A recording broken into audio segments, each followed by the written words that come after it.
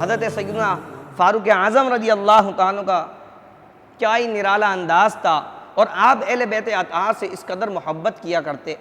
حضرت علی بھی آپ دیکھیں نا کس قدر حضرت عمر فاروق اعظم رضی اللہ تعالیٰ سے محبت کیا کرتے، لیکن حضرت فاروق اعظم کا کیا ہی انداز تھا کہ ایک مرتبہ جب مدائن فتح ہوا، کئی مال غنیمت مسلمانوں کے پاس آیا، حضرت عمر کے دور میں مدائن فتح ہوا تو آپ نے امام حسن کو 1000 دینار اور امام حسین کو 1000 دینار عطا کیے، اور اپنے بیٹے کو 500 دینار عطا کیے۔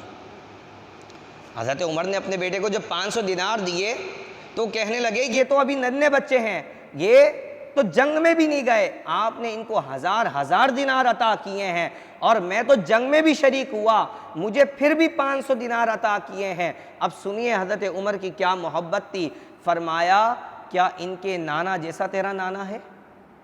ہاں، کیا ان کے بابا جیسا علی تیرا بابا ہے؟ اللہ اکبر، کہا پہلے ان جیسا نانا لے کر آؤ، ان جیسا باپ اپنا باپ لے کر آؤ، پھر تمہیں بھی 1000 دینار دے دیے جائیں گے۔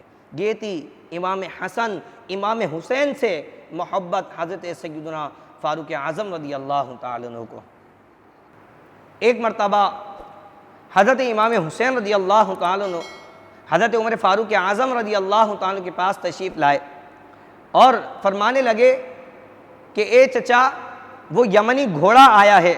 حضرت عمر نے فرمایا لے لو، فرمایا وہ چمڑے کی زین مصر سے آئی ہے۔ حضرت عمر نے فرمایا وہ بھی لے لو، کہا وہ جو ریشم کا کپڑا ہے یمن کا وہ بھی آیا ہے، فرمایا یمن کا ریشمی کپڑا بھی لے لو۔ اب حضرت عبد الرحمن بن عوف حضرت عمر کے دوست تھے، آپ نے پاؤں پہ ہاتھ لگا کر فرمایا کیا سب دے دو گے؟ محبت میں فرمایا کہ کیا سب دے دو گے؟ حضرت عمر فاروق اعظم رضی اللہ تعالیٰ پر رکت طاری ہو گئی، آپ نے اپنی دستار کو اتارا اور اتار کر کہنے لگے تو کہ تم کہتے ہو سب دے دو گے، یہ جو عمر کے سر پر بال اگے ہیں نا یہ بھی ان کے نانا کا صدقہ ہے۔ آج جو عمر کے سر پہ بال اگے ہیں فرمایا یہ بھی امام حسن اور امام حسین کے نانا کا صدقہ ہے، ہاں سب دے دوں گا۔ اللہ اکبر، یہ تھی حضرت عمر فاروق اعظم رضی اللہ تعالیٰ کو امام حسن اور امام حسین اور اہل بیت اطہار سے محبت۔ شاعر کیا خوب کہتا ہے کہ الٹی ہی چال چلتے ہیں دیوان گانے عشق، آنکھوں کو بند کرتے ہیں دیدار کے لیے۔ ایک مرتبہ حضرت سیدنا فاروق اعظم رضی اللہ تعالیٰ کے پاس یمن سے کچھ جوڑے آئے، آپ نے وہ جوڑے منگوائے اور دیکھا کہ یہ جوڑا ہے، فلاں شخص کو بلایا کہ یہ جوڑا تم لے لو، کہا یہ تم اپنے بیٹے کو دینا نا، یہاں تک کہ حضرت فاروق اعظم رضی اللہ تعالیٰ نے تمام کے تمام جوڑے بانٹ دیے۔ ایک شخص نے کہا کہ حسنین کریمین کے لیے کوئی جوڑا نہیں رکھا؟ آپ نے فرمایا یہ امام حسن اور امام حسین کے لائق ہی نہیں تھے، آپ نے ایک قاصد کو بلایا، ایک خط لکھا اور یمن بھیجا اور کہا تحقیق اور تہذیب کے کپڑے بناؤ اور عمدہ لباس دو تیار کرو۔ امام حسن اور امام حسین کے لیے لباس منگوائے، آپ نے اسی وقت یمن بھیجا اور یمن سے 2 اعلیٰ کوالٹی کے اچھے والے کپڑے، عمدہ قسم کے کپڑے منگوائے اور حضرت علی کی بارگاہ میں حاضر ہوئے اور فرمایا اے میرے بھائی بتاؤ میرے بھتیجے کہاں ہیں، میرے بھتیجوں کو تو بلاؤ۔ جب امام حسن اور امام حسین کو بلایا گیا، حضرت فاروق اعظم رضی اللہ تعالیٰ نے وہ دونوں جوڑے امام حسن اور امام حسین کو دیے اور کہا بھتیجے جاؤ ذرا یہ پہن کر تو آؤ۔ جب امام حسن اور امام حسین وہ جوڑے پہن کر آئے تو دیکھا حضرت فاروق اعظم رضی اللہ تعالیٰ کی آنکھوں میں ٹھنڈے آنسو تھے، آپ کی آنکھوں میں ٹھنڈے آنسو تھے، اور آپ نے فرمایا اے لوگوں سنو، اب عمر کا کلیجہ ٹھنڈا ہوا ہے، اب عمر کا کلیجہ ٹھنڈا ہوا ہے۔ اپنے بیٹے کے لیے اسے اعلیٰ اور عمدہ کپڑے نہیں منگوائے بلکہ امام حسن اور امام حسین کے لیے یہ کپڑے منگوا کے آپ نے ثابت کیا کہ آپ کو اپنی اولاد سے بھی بڑھ کر جو محبت تھی وہ اہل بیت اطہار سے محبت تھی، امام حسن اور امام حسین سے محبت تھی۔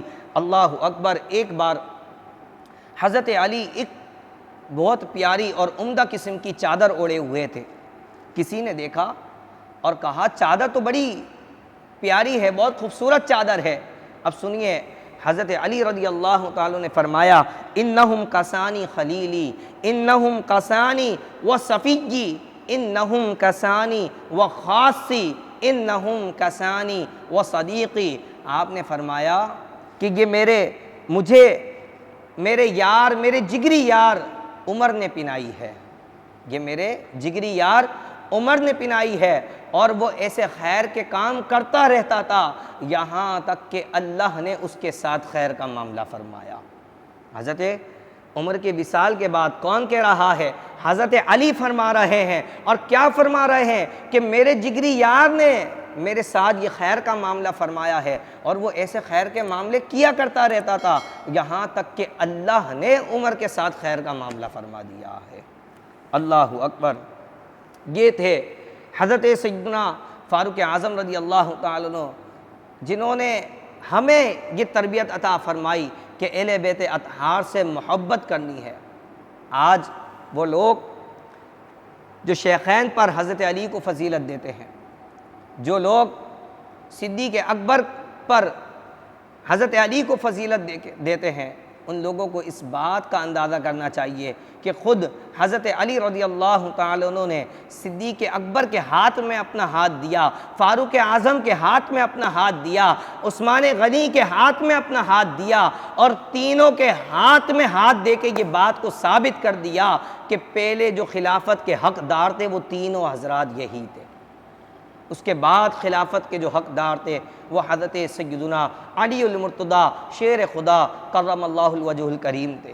حضرت علی فرماتے ہیں کہ اگر خلافت کا حقدار پہلا، کسی کو سنا آپ نے کہ کوئی کہہ رہا ہے کہ سب سے پہلے خلافت کا حق حضرت علی کا تھا، تو حضرت علی فرماتے ہیں کہ اگر خدا کی قسم خلافت کا حق پہلا میرا ہوتا تو کسی کے اندر مجال نہیں تھی کہ وہ میرے ہوتے ہوئے اس خلافت کے منصب پر بیٹھ سکے۔